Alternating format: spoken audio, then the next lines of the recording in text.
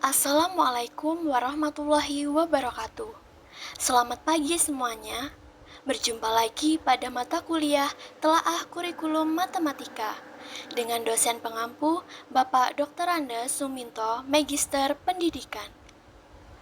Pada pertemuan kali ini, kami akan mempresentasikan sebuah materi yaitu karakteristik kurikulum 2013.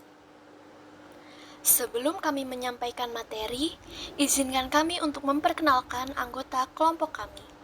Kami dari kelompok 1 yang beranggotakan Firda Adelia Putri dengan NPM 2020 406402006 dan Liana dengan NPM 2020 406402013. Yang pertama, kita harus tahu terlebih dahulu apa saja karakteristik kurikulum 2013.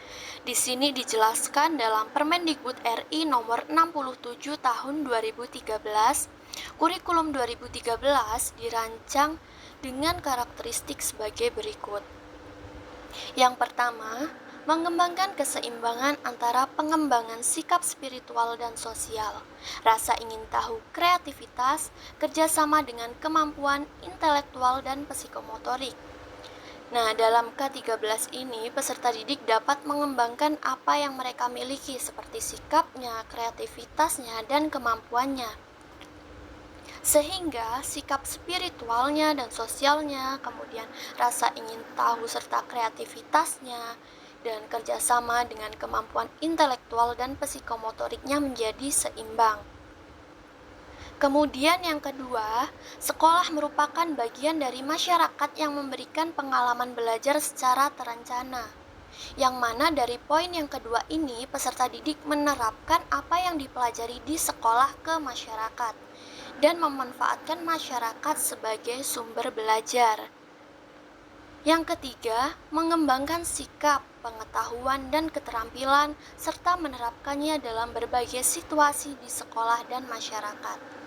Di kurikulum 2013 ini, peserta didik dapat mengembangkan sikap, pengetahuan, dan keterampilannya tidak hanya di sekolah saja, tetapi dia juga dapat mengembangkannya di masyarakat, sehingga masyarakat pun menjadi tahu bahwa peserta didik ini mempunyai sikap, pengetahuan, dan keterampilan yang baik.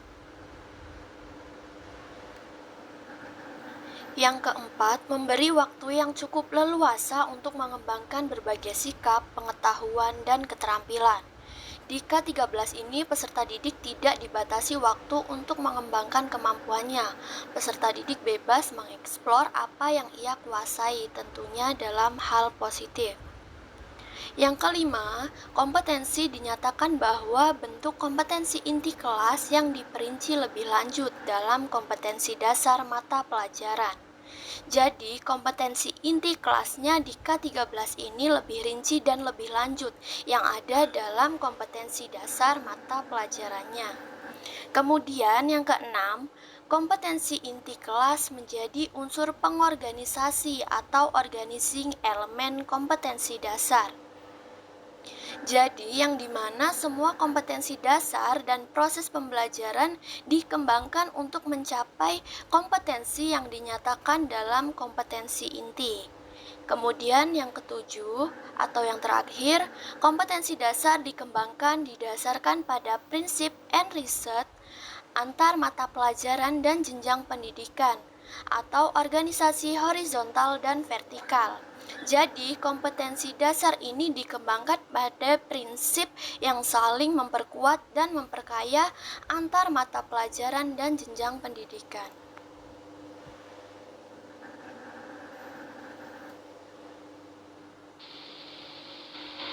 Kurikulum 2013 pada tingkat SD atau MI. Kurikulum 2013 di tingkat SD atau MI memfokuskan agar para peserta didiknya mampu menunjukkan, mengolah, dan mengembangkan bakat yang telah dimilikinya dengan caranya sendiri. Dalam konteksnya di sekolah, tidak hanya melihat kemampuan akademiknya saja, melainkan sekolah dituntut untuk melihat apakah bakat yang dimiliki oleh para siswanya tersebut. Misalnya, ada siswa yang berbakat dalam hal seni tari, maka semestinya sekolah dapat menyediakan sarana dan prasarana agar siswa tersebut dapat mengembangkan bakat tarian yang ia miliki. Sehingga ketika ia telah tamat dan masuk ke jenjang yang lebih tinggi, siswa tersebut telah memiliki basic atau kemampuan dasar yang tepat untuk mengembangkan bakatnya ke tingkat yang lebih sulit lagi. Kurikulum 2013 pada tingkat SMP atau MTS. Yang pertama yaitu menyederhanakan penilaian peserta didik oleh pendidik. Dalam kasus ini, pendidik diharapkan untuk tidak menyamakan penilaian antara peserta didik yang satu dengan peserta didik yang lain.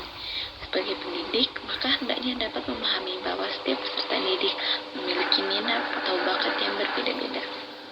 Yang kedua yaitu pola pikir dari peserta didik tidak dibatasi atau peserta didik diberikan kebebasan berpendapat. Serupa tapi tak sama pada era kurikulum 2013, pemerintah mengedepankan pola pikir yang kreatif dan inovatif dari peserta didik agar mereka memiliki kebebasan berpendapat sehingga para peserta didik tidak serta-merta hanya menghafal dari materi yang disampaikan para pendidik, tetapi juga mampu mengembangkan apa yang telah mereka dapatkan di entitas pendidikan. Yang ketiga yaitu perubahan isi dari setiap materi pelajaran. Di dalam kurikulum 2013, peserta didik diberikan pembelajaran yang dibutuhkan di era modern ini dan disiapkan untuk menghadapi era ke depan. Diubahnya kurikulum ini searah dengan perkembangan zaman yang pada akhirnya membawakan sebuah kemajuan untuk masa mendatang.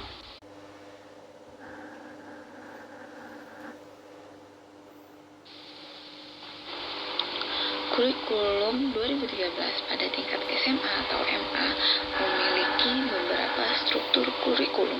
Yang pertama yaitu kompetensi inti, merupakan tingkat kemampuan untuk mencapai standar kompetensi lulusan atau SKL yang harus dimiliki seorang peserta didik SMA atau MA pada setiap tingkat kelas. Rumusan kompetensi ini meliputi kompetensi inti untuk sikap spiritual, kompetensi inti untuk sikap sosial, kompetensi inti untuk pengetahuan, dan kompetensi inti untuk keterampilan. Yang kedua yaitu mata pelajaran. Struktur kurikulum SMA atau MA terdiri atas mata pelajaran umum kelompok A, mata pelajaran umum kelompok B, dan mata pelajaran peminatan akademik kelompok C. Mata pelajaran peminatan akademik kelompok C dikelompokkan atas mata pelajaran peminatan matematika dan ilmu pengetahuan alam, mata pelajaran peminatan ilmu pengetahuan sosial, dan mata pelajaran peminatan bahasa dan budaya. Khusus untuk MA, dapat ditambah dengan mata pelajaran keagamaan yang diatur oleh Kementerian Agama. Yang ketiga yaitu beban belajar, merupakan keseluruhan kegiatan yang harus diikuti peserta didik dalam 1 minggu, 1 semester, dan 1 tahun pembelajaran. Yang keempat yaitu kompetensi dasar, dirumuskan untuk mencapai kompetensi inti.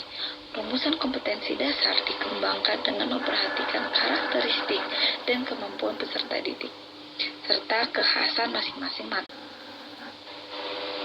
Dengan demikian dapat disimpulkan bahwa karakteristik kurikulum 2013 lebih menekankan pada pengembangan sikap, pengetahuan, dan keterampilan peserta didik agar dapat diterapkan dalam berbagai situasi di sekolah maupun dalam lingkungan masyarakat, sehingga dapat menciptakan sumber daya manusia yang dapat menghadapi persoalan yang menimpa bangsa ini saat ini ataupun di masa mendatang.